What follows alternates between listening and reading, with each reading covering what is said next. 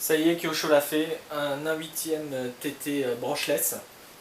Donc je vous fais profiter d'une description statique de l'ensemble avant de passer aux essais dans une autre vidéo. Donc j'ai reçu il y a 2 heures et on va regarder ensemble les caractéristiques techniques dans le contenu de la boîte basique. Le Kyosho Inferno VE complètement monté avec sa carreau décorée, la boîte bien sûr, la radio, les 2 notices, des clés BTR. Ici le câble qu'on verra plus tard qui permet de brancher une seule batterie au lieu des 2, quelque part qui fait un mode débutant pour la prise en main. Un tube d'antenne, clé à roue et clé. Donc ensemble basique, n'est pas contenu dans le kit les batteries LiPo et le chargeur.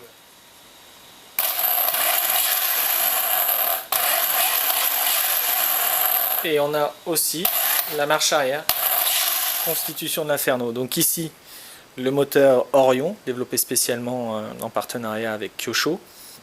Changement batterie, variateur avec ventilateur. Ici le récepteur, donc il n'y a plus besoin de pile, on prend directement sur les batteries.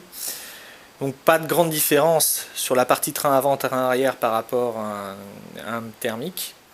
Donc ici on a des cardans homocinétiques pour faire passer toute la puissance. Les couples coniques sont en acier, donc même pour une voiture dite loisir, on a déjà un équipement de base vraiment costaud et on ajoute à ça la qualité de fabrication reconnue de chez Kyosho, donc pas grand souci. L'essai qui a été fait dans RC Power montre que le cerveau du train avant est bien dimensionné, c'est bien la pêche du moteur.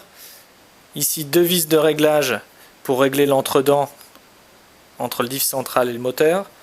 Ici on a des méplats afin de gérer le carrossage et l'ouverture ou le pincement du train avant.